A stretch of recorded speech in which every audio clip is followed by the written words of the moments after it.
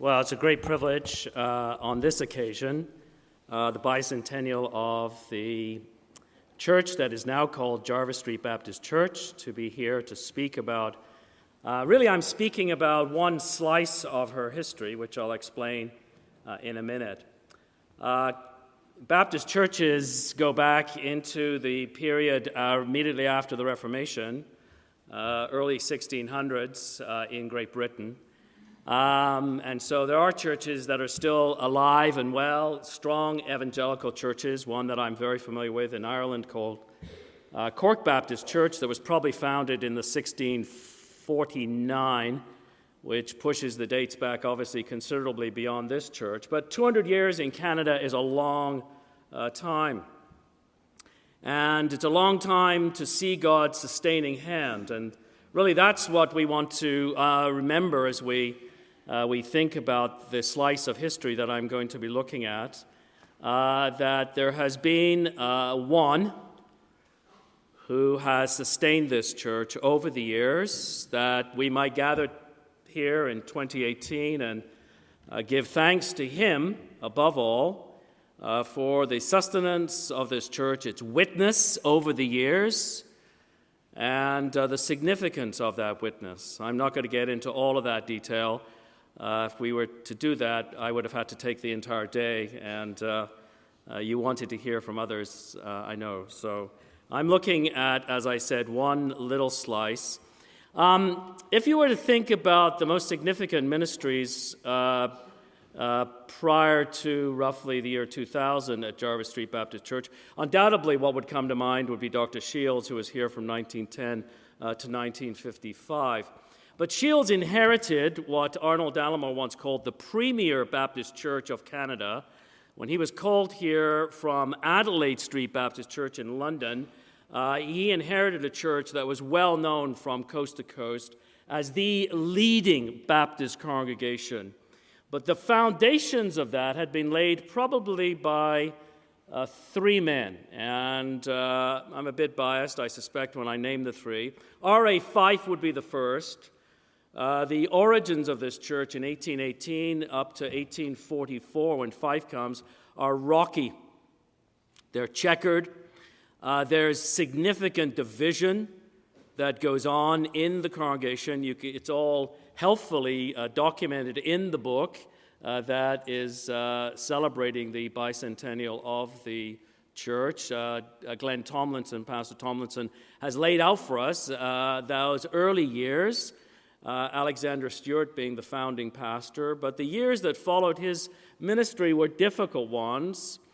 And it's probably R.A. Fife who comes and establishes the church on a solid foundation. It is not on this locale, which we all talk about in the course of this lecture. And Fife had two ministries. He was here in the 1840s, a difficult ministry. Difficult along two lines. One, personal difficulties. His wife died here, and both of his children, two sons, whom he buried here. And so by the time he came here with a family, he left without any immediate family. And so it was a difficult time for him. It was also difficult because there is the emergence in the 19th century of a people, we call them the Brethren now, the Plymouth Brethren. And whatever the Plymouth Brethren are today, or their churches are today, or the descendants of their churches are today, in the 19th century they could be troublesome individuals. And when they would come to a locale, like they did the city of Toronto, I'll call Toronto, Toronto, even though it was called York in those days. When they would come to a city like Toronto, if they didn't have a Plymouth Brethren congregation, they would normally go to the closest in theological conviction, which were the Baptists. But once they arrived with the Baptists, they began to lobby for changes. They didn't like the idea of a pastor. They wanted a plurality of elders, on and on and on. And so Fife had to face these men in the congregation. So those were difficult years. Fife would have a second pastorate here in the 1850s. And it's those days he really solidly established his church theologically, number-wise. And then we'll talk a little bit about how he ended up leaving this church in 1860. So his would be the first ministry I would point to. The second is a personal favorite of mine, B.D. Thomas, Benjamin Daniel Thomas, who was still alive when T.T. Shields came, and Shields thought very highly of this venerable Baptist pastor who hailed from Wales, had a very rich evangelical heritage. His father was a minister of the gospel, and the evangelicalism in the family went back a number of generations. And B.D. Thomas was a remarkable preacher of the gospel. And it was during his time, from 1882 to 1903, that the church was really solidly founded. So on a typical Sunday, this was filled. And there would sometimes be people who would have to be turned away. The third minister, and that's the one I want to talk about, is one that is not often remembered, is John Harvard Castle. And John Harvard Castle, unlike all the other ministers in the 19th century, and I might be wrong on this, and Glenn Tomlinson can correct me, was an American. All the rest were either born in Britain or born Canadians. After the War of 1812 is a critical event in the history of Canadian life and culture. We tend to think that the break with America was the war of the American Revolutionary War. It wasn't.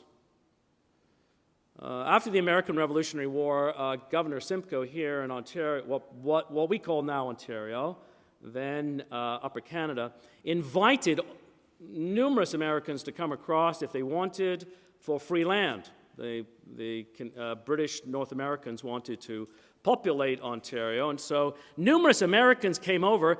They came to live here not because they were convinced of British parliamentary democracy and they had turned their backs on American republicanism, but they came for land. We call them, many of them, the United Empire Loyalists. We tend to think of them as ideologically committed to a British way of life, a British culture, a British political system, and turning away from American republicanism. But many of them came for land. Land was free. You come and you'd have an indenturement that would last maybe 10 years, and then the land was yours. Large tracts of land, and so that was attractive.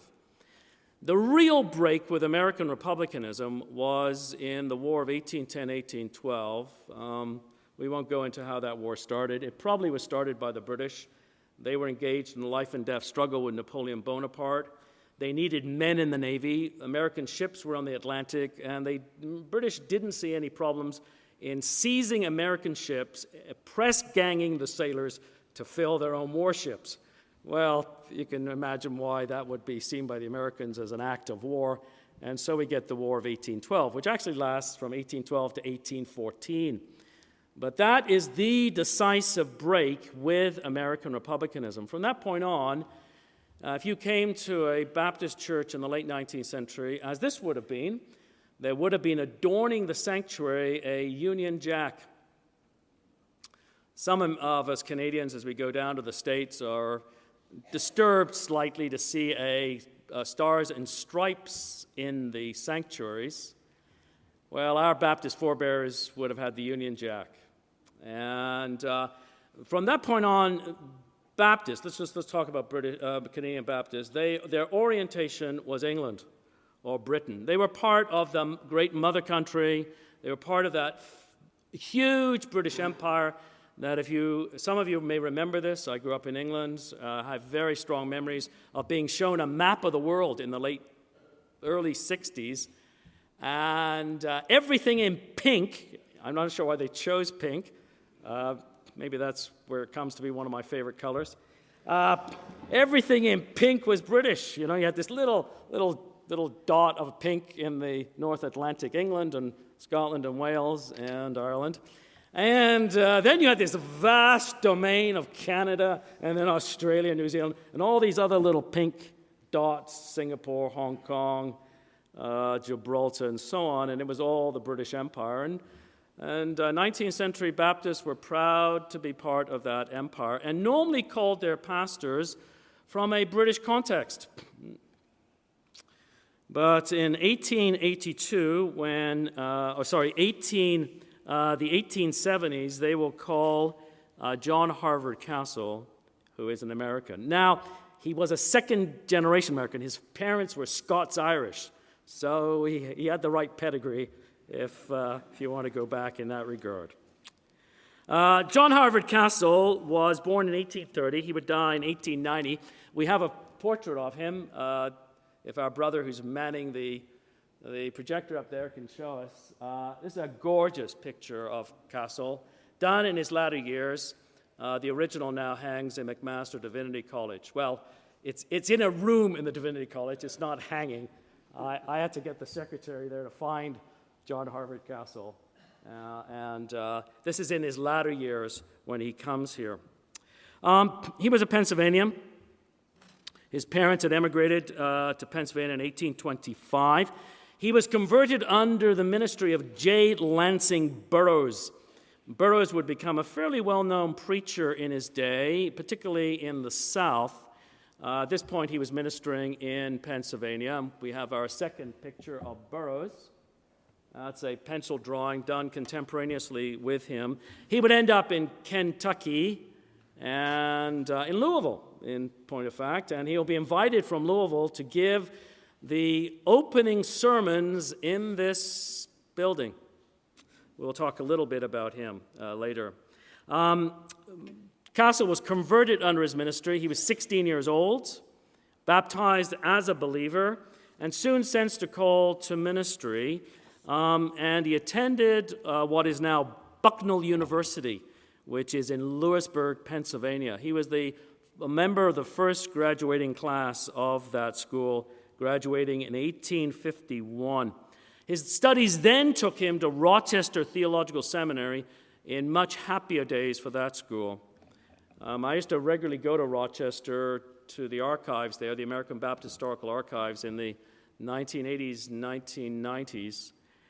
And by that point, the school had really drifted very, very, very far from the gospel. I remember once being in the bookstore, and I sometimes do this, I love books, and saying to myself, now, if the people at the bookstore said to me, you can take as many books as you want, free of charge, it's never happened to me. If you know of a bookstore where this does happen, please tell me.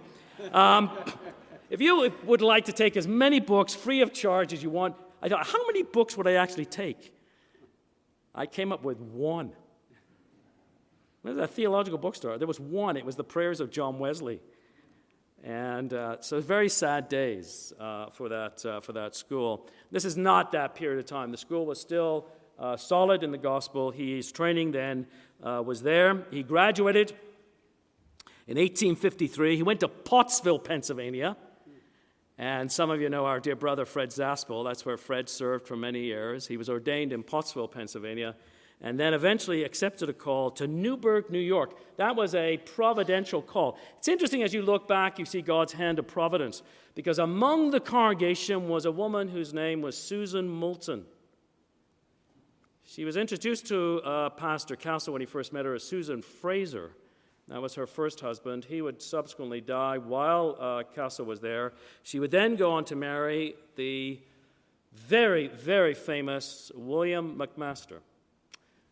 That's our third picture.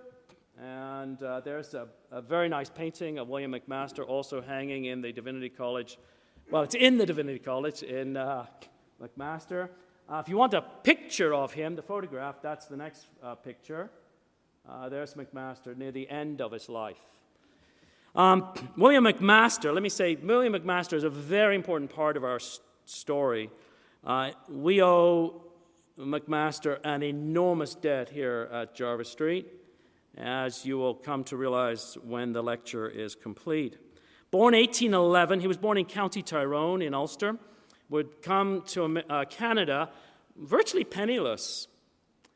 Got into the wholesale dry goods business, really kind of a variety hardware store. By the 1850s, he was a multi-billionaire, enormously wealthy. He had a knack for making money and making lots of it.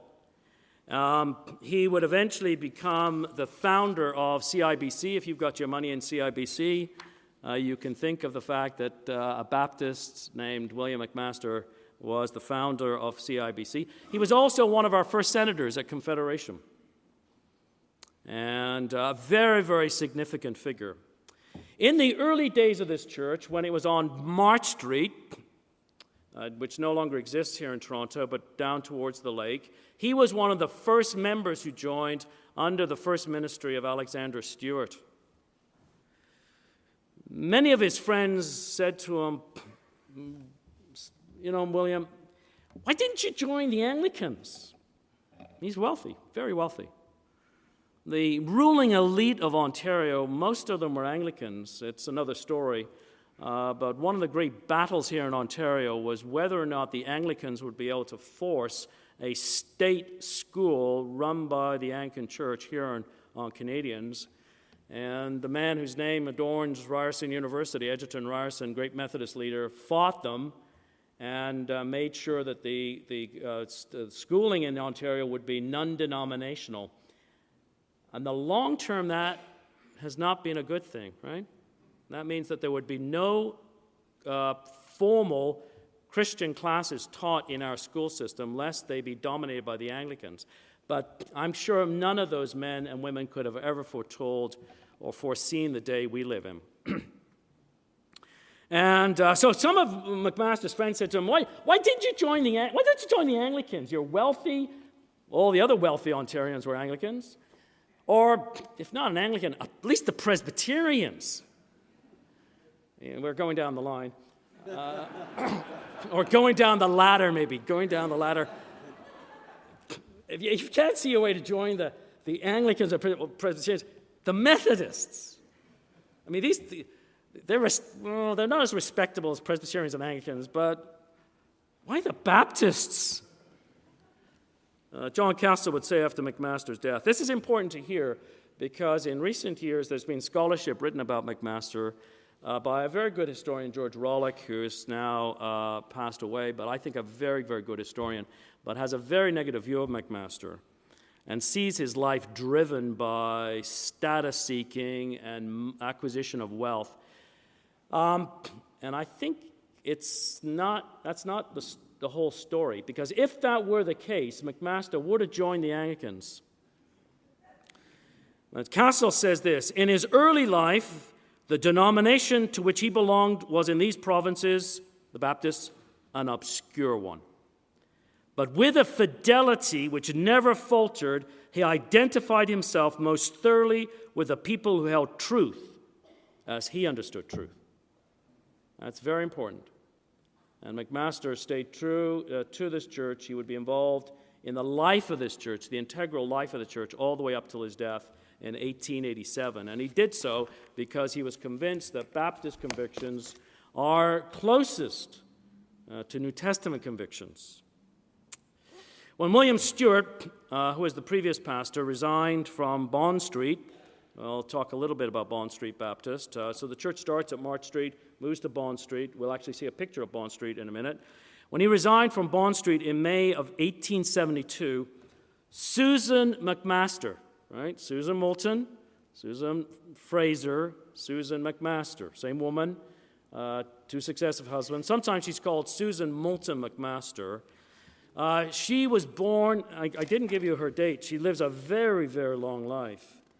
She was born in 1819. She dies in 1916, 30 years after the death of her husband. And a very, very significant woman in Baptist circles.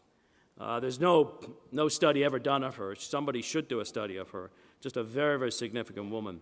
She told her husband, William McMaster, you need to call John Castle. She had sat under his preaching in New York. By this point, John Castle had moved to Pennsylvania, back to his home state, where he was ministering in the city of Philadelphia.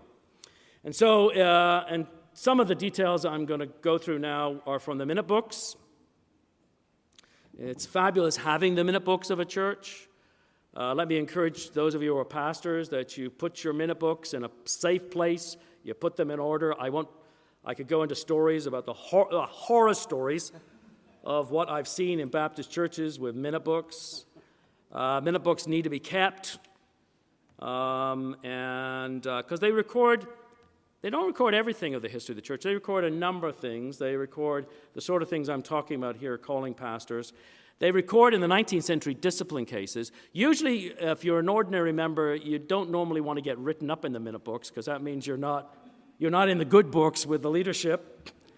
What they don't record, this is very important, what they don't record is the faithful witness week in, week out, month in, month out, year after year of godly men and women whose names appear in the minute book when they join the church, either by baptism or a letter of transfer, and then you never hear again about them until they die. But those are the stuff and substance of churches, these men and women. We are thankful, by the way, that there is another history story which God knows. If you don't like history, you need to learn to like it now because you'll hear a lot of it in glory. I'm serious. And you will, the story of these faithful men and women, and I could talk a little bit about that, but I'll move on. So a number of members of the congregation were formed into a pulpit committee. They were sent down to Philadelphia to hear Castle preach. They were thrilled by what they heard, and so in November of 1872, they sent a letter to Castle inviting him to become the pastor, specifying, though, that his salary could not be more than $3,000. And it doesn't sound like a lot, but that was a chunk of money in those days, $3,000. I remember when I first started teaching at Central Baptist Seminary in 18... No.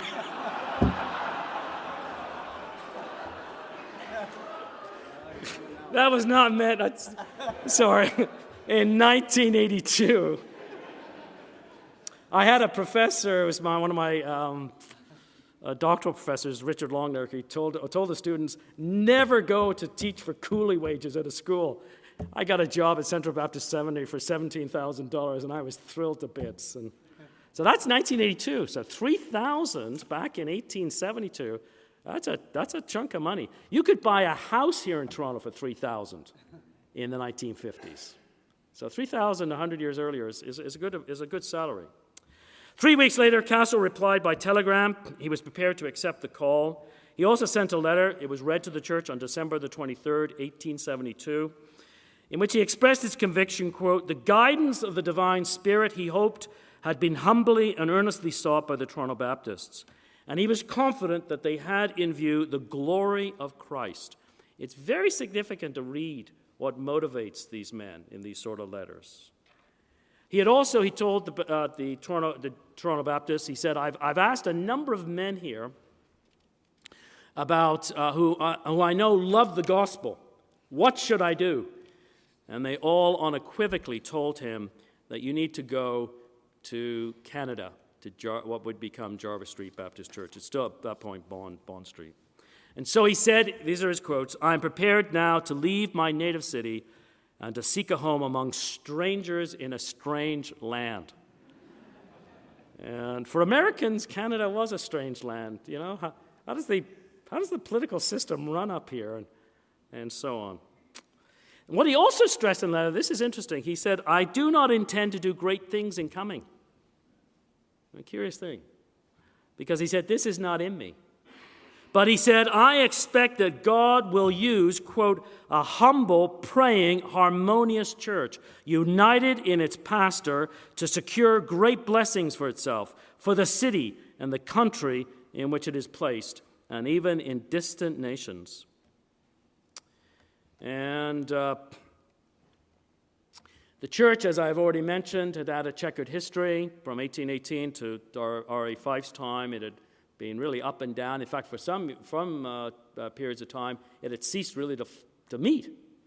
And Fife, though, had helped establish the church. And so when Castle comes, it has a good, solid foundation in Bond Street.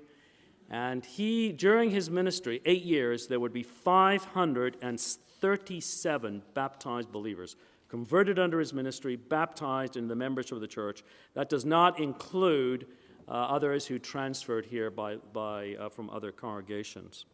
Among the members were some very leading figures. C.J. Holman. I suspect probably very few of you know that name. One of the great lawyers in this city. His wife, Mrs. C.J. Holman, would live into the 1960s. And she was there at that time. They were there at that time. D.E. Thompson. Anybody? Just to see, has anybody heard that name? Well, Mr. Tomlinson and Glenn. But D.E. Thompson was a very, very well-known, prominent lawyer again in the city. And Alexander Mackenzie. Now, let me stop and ask, and neither of the Tomlinsons can raise their hand. Who is Alexander Mackenzie? Anybody know who he is? Who is he? Oh, very good. He's the second Prime Minister of Canada.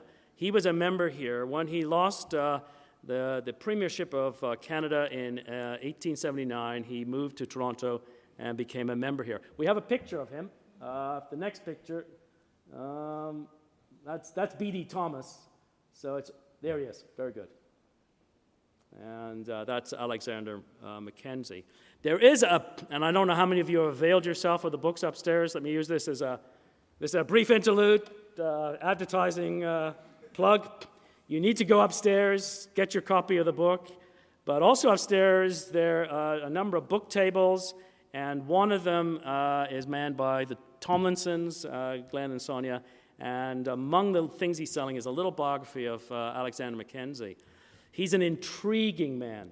He was an architect, mason, builder. He built with his hands as well as designed First Baptist in Ottawa, just down from the Parliament buildings. And just a remarkable Baptist from the Maritimes. He would die here in the city of Toronto and would be taken and buried in Sarnia. You can still, one of the times I was in Sarnia, Pastor Tomlinson took me to see his grave there. We need to know more about our city, about our heritage. I'm amazed. I go into bookstores in the States, and the books on their presidents they're just, there's gigundous numbers of them. And I'm thinking, why do we never write anything about our prime ministers except for maybe Trudeau?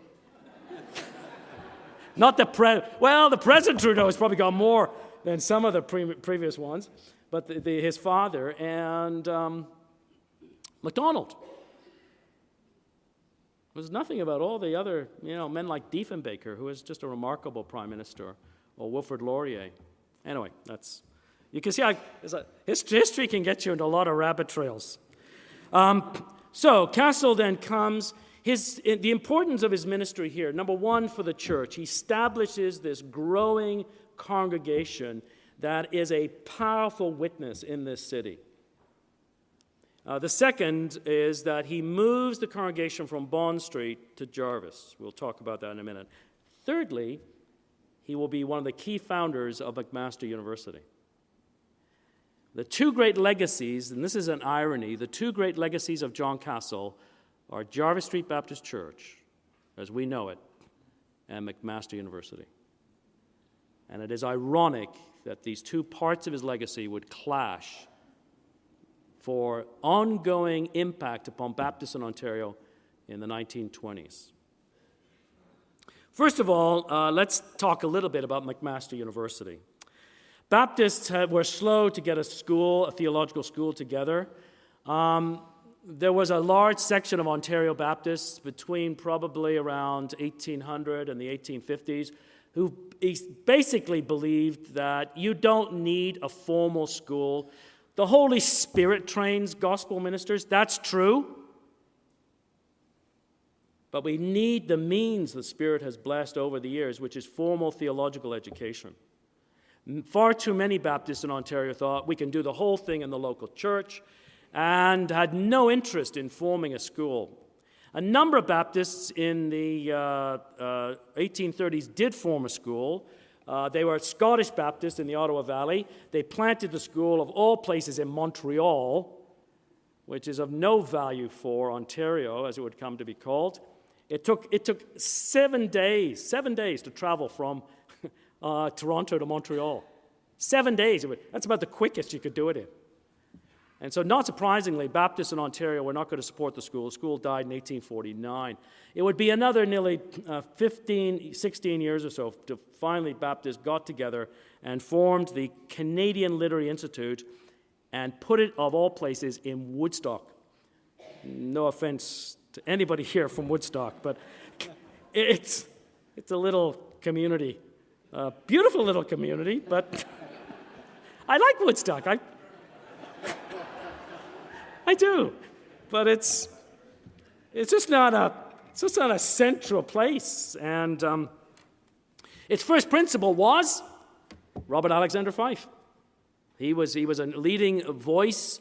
Baptists need to have a place to train ministers. He himself had gone down to Hamilton Theological Institute near Rochester in New York to train. Many of Canadians did go down, and the great danger of Canadians going south is they don't come back.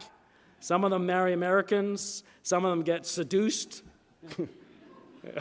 into the great, opportunities there. Maybe that's probably not the right word.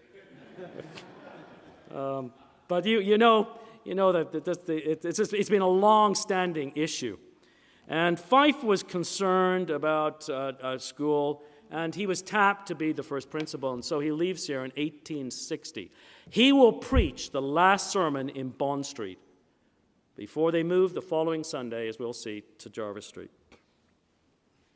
He died in 1878.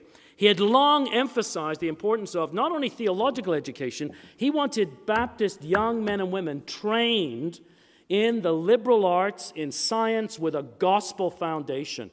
I mean, the Lord Jesus Christ not only claims all of theology as his province, but absolutely everything that human beings can think about. It ultimately is in subjection to him. Abraham Kuyper, that great statement, there is not one square inch of this universe that the Lord Jesus Christ does not claim as his own. And that motivated many of the Baptists in the 19th century. And so when he dies in 1878, there was a convention held at First Baptist Church in Guelph. If you ever go to Guelph, you go up the main street, what used to be Highway 6, and you pass the replica of the Notre Dame Cathedral on the left-hand side, the Catholic Church. And then on the right side, you'll see two Romanesque, the model being the 10th or 11th century buildings. One is the Presbyterian Church, and the next one is First Baptist. In 1879, July the 17th, Baptists met in the morning. They were still there 12 to 14 hours later, debating the wisdom of taking the theological department from Woodstock and bringing it to Toronto. Things were turned when McMaster said, number one, I will give $100,000. I will buy the land and I will build the building. And from that point on, annually, I'll give $14,500 every year. And as soon as that happened, the Baptists, it's a gift too good to refuse. And so it was that the Baptists in Ontario purchased a plot of land at that time on the northern limits of the city. It's at the corner of Avenue Road and, University Avenue, Avenue Road, where that meets Bloor on the south-west side. Next picture. Well, that's R.A. Fife. That's his sculpture of him at McMaster. There. That is Baptist Theological College, Bloor Street. Anybody recognize that building?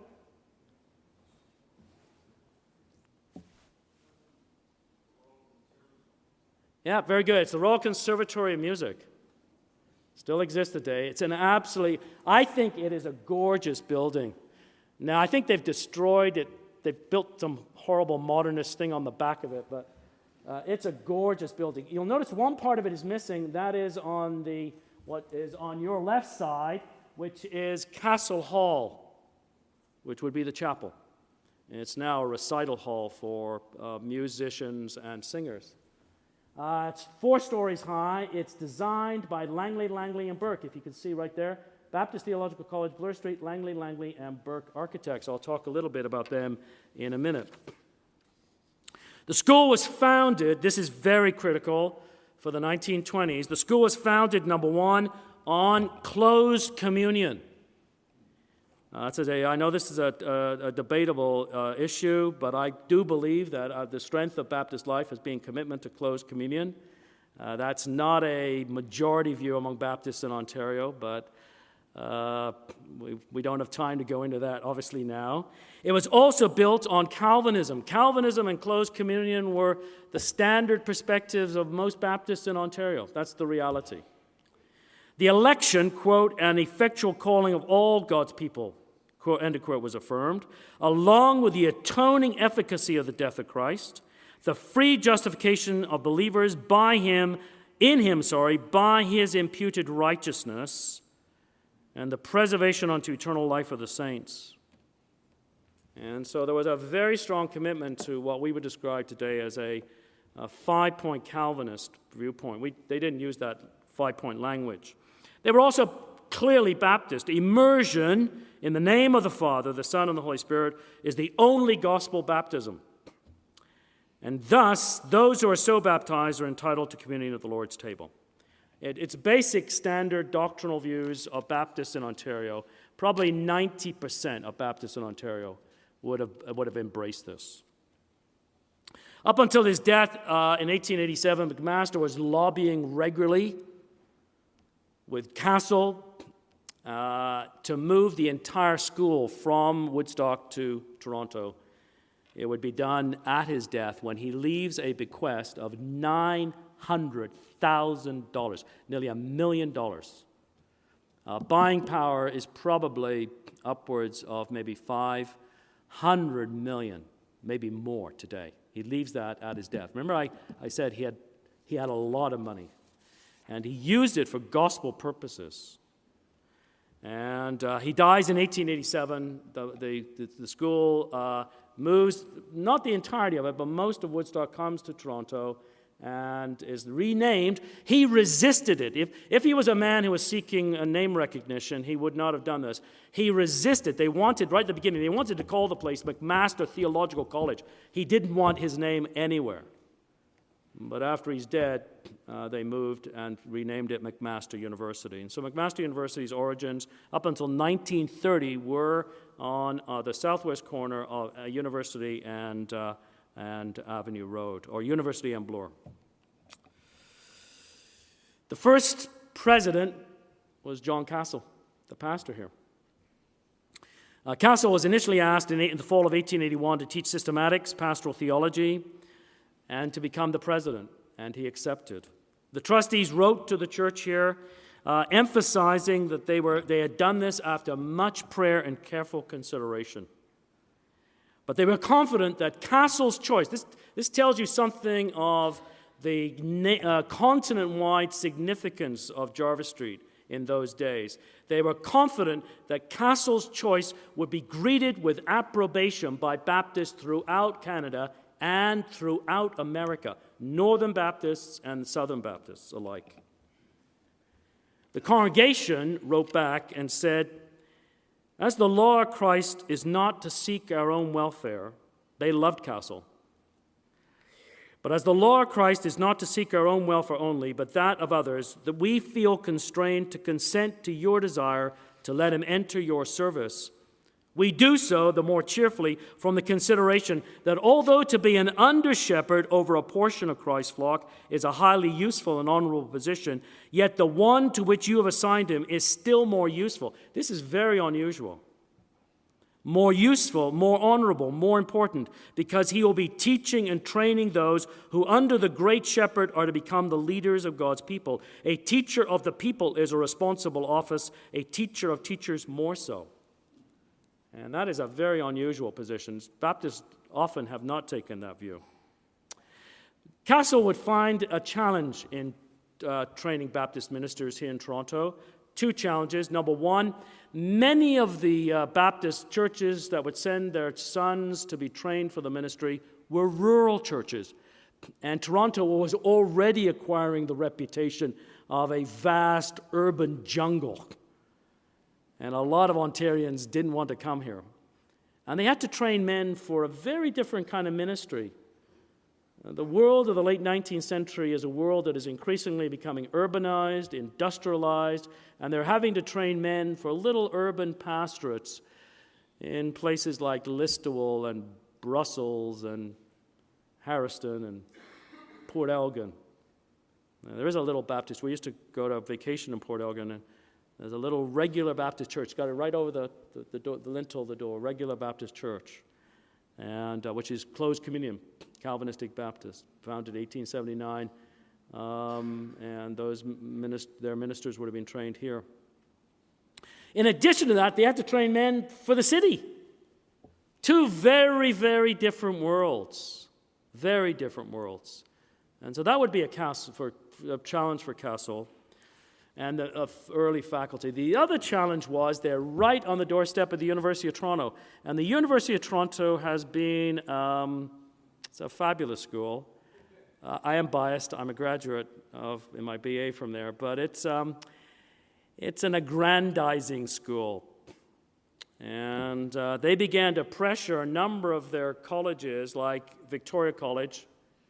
Why don't you join us? 1890, Victoria College affiliated with the University of Toronto. Trinity College, 1904, the Anglican school. They also brought the same pressure on McMaster. How different the history of Ontario would be if McMaster had joined the University of Toronto. The reason they did it was John Castle. And John Castle wanted a Baptist school under the auspices of the Baptist churches. And in that, I think he is dead right. Training schools need to be under the auspices of churches. That's another issue. And he preserved the autonomy of the school. That's one legacy. The other legacy is this building. Not long after he came to the pastorate, in fact, within 4 months, he realized Bond Street Baptist Church, and if we have a picture, let me give you a couple. This is the architect's drawing of McMaster. The names up in your left-hand corner are the men who actually did the drawings. They're the draftsmen. This picture is from the archives in Ontario. I spent last Friday in the archives, and it's fabulous what they've got in terms of pictures of Jarvis Street, McMaster. The next one, that's the building as it appears today. That was taken from a hotel room on the day my daughter got married, and she got married in front. I didn't realize afterwards she didn't get married in front of the building. We took some of the wedding photos in front of the building, and I realized afterwards, wow, that's tremendous. Anyway,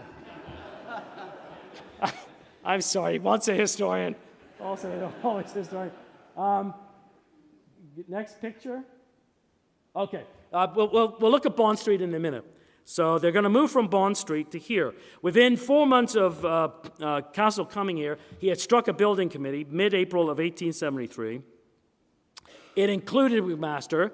They wanted to, quote, to consider and report on the advisability of the erection of a new church edifice. By June of 1873, they had $30,000 in hand, and the Canadian Baptist was thrilled. It said, Bond Street Baptist Church is to be congratulated on, quote, their devising liberal things, end of quote.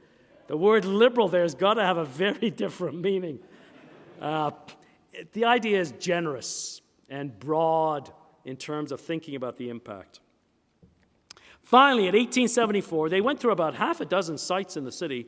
In 1874, McMaster reported back to the church they had found a site at the corner of Jarvis and Gerrard Street, and they could obtain it, quote, for the very reasonable sum of $8,500. So remember, that's about three times the pastor's wage. But man, if you could buy something downtown for that even today, that'd be fabulous. The church unanimously approved to the purchase of the site. McMaster paid for the whole thing. Paid for the site, and he paid for the whole building. And in fact, I think, I can't prove this because there's nothing in the minutes, but there are architects' drawings done by Langley, and Burke, who we'll talk about in a second, of John Castle's home that the church built for him in Sherborne, and it says, according to the specifications of William McMaster. I think McMaster paid for Castle's home, and one of the attractive things was, you come to Toronto and we'll build you a house. I can't prove that, but I think it's quite possible. And within a few weeks, the minute book is calling it Jarvis Street Regular Baptist Church. And the word regular was that the ordinances or the sacraments, the ordinances are observed in the regular order. First baptism by immersion, then the Lord's Supper. Now, one of the men who was on the building committee was Edmund Burke. And I think he's a remarkable man. He's a member of this church. He's converted here. He grows up here as a Christian. He was born in 1850. He dies in 1919. He is an architect. He will be the architect of this building. He was apprenticed 14 years old. He had finished his primary education. At 14 years old, he was apprenticed to his uncle, Henry Langley. Henry Langley was the leading ecclesiastical architect in Ontario. He designed some 70 buildings. He was a major, major architect. He, in turn, trained a man named William Hay. William Hay was a Scottish-trained architect who came to Ontario. He would eventually end up in Bermuda and would build Bermuda Cathedral. If you've ever been to Bermuda, I've not been to Bermuda, but if you have been, apparently it's quite a remarkable building in the capital there in Bermuda. Henry Langley, who is the mentor of the man Edmund Burke, who builds this building as an architect, was convinced of what we call Gothic architecture. So, example of Gothic architecture is this one. This was designed by William Hay, the mentor of Henry Langley, who is the mentor of Edmund Burke. Anybody know where this is? Yeah, this is St. Basil's Church at St. Michael's College, built in the 1850s by William Hay being the architect. You'll notice the dominant thing is the spire. Gothic revival architecture originated among Anglo-Catholics and Roman Catholics who believed that at the Reformation, Christians had thrown out not only the bathwater, but the baby halfway. And they wanted to go back to pre-Reformation theology and architecture. And Gothic architecture comes into the city. Henry Langley with William Hay, is the major builder. I drove up Church Street on my way here today, and one after another, you've got Gothic architecture, beginning with St. James, the Anglican Cathedral, then the Metropolitan United Church, and then St. Michael's. They are all Gothic architecture. And so when the plans were drawn up for Jarvis Street Baptist Church, they were drawn up by Edmund Burke. Edmund Burke, this was his first assignment. His first independent assignment, and it's Gothic architecture on the exterior. Now, you might be asking the question, as I've asked, why would Baptists embrace an architecture that bespoke the medieval world? It's certainly not because they believed the theology of Roman Catholicism or Anglo-Catholicism, but by the 1860s, 1870s, Baptists like the members of Bond Street Baptist Church had been able to differentiate in their minds the exterior of the building from the theology. But the exterior of the building spoke volumes. So, that's St. Basil's. Now, there's Jarvis Street. There's the offices of the building committee. You can see on the right-hand side, John Castle, and then right below him, the Honorable William McMaster, and then two other names. The sod was turned on May the 18th, 1874. Some of you may recognize this building, this picture. It was used in the 1995, was it? 93, thank you. 1993 celebration of the 175th anniversary of this church. This is from the archives in Ontario. And then if the next picture, that's the drawing of the spire. And it's quite clear, it's clearly Gothic. In fact, so Gothic is this building, it's even got that interesting phenomena of a Gothic architecture, which is the next one. That's a gargoyle. It's a drawing of a gargoyle. And now the real gargoyle. There he is. You'll see him. He's adorning the front. Gargoyles were used for a number of reasons in the medieval architecture and then Gothic revival architecture. They were often used for downspouts, right? You'd have a downspout coming, and the mouth of the gargoyle would be open with a pipe coming through it, and so water would come out through the gargoyle's mouth. That gargoyle doesn't have a downspout. And this is not one of the gargoyles, but there's some gargoyles that are making ugly faces at people, and they're warding off evil. So it's interesting the Baptists did not choose an ugly gargoyle warding off evil. But it's remarkable. If you look at the church on the outside, it doesn't look like a Baptist church, because the next picture, there's Bond Street. That is classical architecture. It's the sort of architecture, C.H. Spurgeon has a lecture on why Baptists should use that style of architecture and not Gothic-style architecture. Spurgeon did plan to come to Toronto. He never got here. He would have faced two problems if he came to Jarvis Street. Number one, the closed communion. Spurgeon initiated closed membership, open communion, which the Baptists in Canada would have had problems with him. And he would have had problems with the Gothic architecture. He wouldn't have liked the Gothic exterior. But Burke, it's very interesting. Burke takes his training. He trained a man who did all this Gothic architecture. But when he came to the sanctuary, this is not Gothic. So we turn to the sanctuary. There is a picture of the original sanctuary. There are three differences, key differences. Number one, the ceiling. This is kind of a rose window. It's a typical Gothic architecture. It is absolutely gorgeous. That was built after the fire in the 1930s. It's not part of the original building. That's one change. The second change is, if you look at the balconies, notice the balconies? On the end of the wall, there's no stairwell. When Dr. Shields designed the rebuilding, by the way, the builder of this, the architect, is Edmund Burke. Edmund Burke would eventually go on to be a partner with a man named William Horwood, and they would have a third partner named White. By 1919, Burke is dead. Horwood and White would continue the architectural firm, and when the building burns down in the 1930s, they will bring in Horwood and White. And Dr. Shields would work with Horwood and White to build the church according to the old specifications, but with three changes. This, which is gorgeous, the two stairwells, he put those in because Dr. Shields would give altar calls. And it was a problem because the only stairwell was back there. And he wanted people to be able to come down here without cramming up, all coming down there.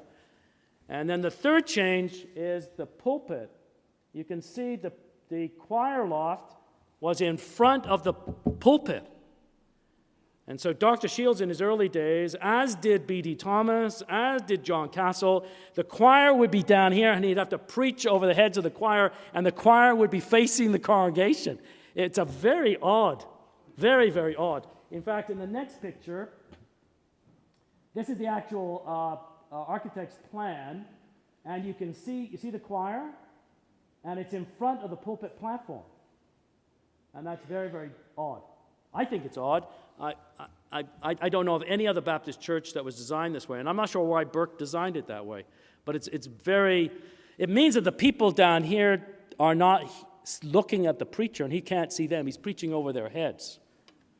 The back of the church is also different, and I don't know this, but Glenn may know this. I think they must have knocked that down when they put up the educational wing.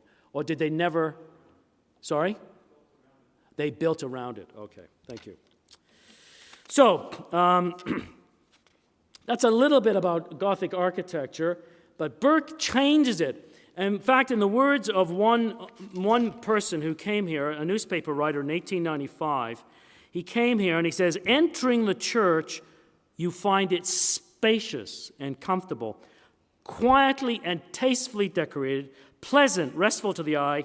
This is important. there is an unmistakable home-like feeling about it. Burke, the basis for the sanctuary are two things. Number one, the old New England meeting house. The old New England meeting houses didn't have curved pews, but they had box pews that were straight, but they would have them on the sides so you could see each other's faces. Because it wasn't simply rows of people gathering to hear the Word of God. It was the family of God's people gathering to worship the living God. And Burke tried to capture that. The other thing that probably inspired him, interestingly enough, were theaters. And he would have been familiar with theaters because theaters were used by traveling evangelists in the 1870s, 1880s, when they came to cities and did citywide crusades. Men like Moody. I don't know if Moody was ever in Toronto, but he normally would not preach in churches. He'd go to a theater that could seat a lot more people, and theaters would have this sort of feel to it. And so Burke then, classical Gothic architecture on the outside, but the inside is not Gothic at all. It is shaped by his Baptist convictions. And the reason I've gone into this detail is it just gives you an understanding of who designed this and why. And architect, it's been said, and I think this is true, we build church buildings, and then they shape us. And that's very, very true. The final sermon at Bond Street was preached on November the 28th, 1875. They asked R.A. Fife to come back. You can still see it. The sermon was published. 40 years survey from Bond Street pulpit. It's a great little book, which Fife goes back 40 years and thinks about the early years of this church and so on. In the evening, they had a 3-hour service where everybody in the congregation who wanted to do so could get up and share about what God had done in their lives at Bond Street. And the following Thursday, they met here. That's December the 2nd, for the first service here. They brought back from Kentucky, they brought back the man who had been the instrument of conversion of Castle J. Lansing Burroughs. He came, he spoke in the afternoon in this building at 2 p.m. from Psalm 45, verse 15. With gladness and rejoicing shall they be brought. They shall enter into the king's palace. He noted in the course of his sermon, no pope, nor prelate, no priest, nor presbytery, no conference nor council has a right to legislate here. Only the king can exercise authority here. For, quote, each church is a chosen company, called out from the world, separated from it, for his service and glory, in absolute submission to his authority, and in unquestioning obedience to his laws. That is, if you were to look at it, and you know a little bit about Baptist history, that is classic Baptist ecclesiology. It's a classic Baptist statement about the nature and the authority and the independence of the local church. He then closed with a dedicatory prayer. It's a beautiful prayer. There were about 2,000 here, by the way. To the one and living true God, Father, Son, and Holy Ghost, do we now devoutly, heartily, joyfully consecrate this building, this pulpit, these pews, this choir, this baptistry, this whole building we declare set apart, devoted to the service and worship of God and to the spiritual culture and guidance of men. Holy Father, blessed Redeemer, gracious Spirit, accept the offering we now freely make, and here display thy glory. Exert thy power, manifest thy love, convert sinners, edify thy saints, discipline thy church for usefulness on earth and for rest in heaven. And thine shall be the glory through Jesus Christ our Lord. The following Lord's Day was December the 5th, 1875. Burroughs preached again. 2,000 filled the church. There were another 1,000 who came and had to be turned away. And then he preached on Isaiah 52, verse 1. Awake, awake, put on thy strength, O Zion, put on thy beautiful garments, O Jerusalem. And the reporters said it was one of the most solemn, powerful sermons that they had ever heard preached. 5 years later, Castle left Jarvis Street to become the president of Toronto Baptist College. His pastorate had been little more than 8 years, but in that he had led the church in a significant building program, what we see before us, that would shape the life of this city over the next 150 years or so. He was also a key player in the formation of what became McMaster.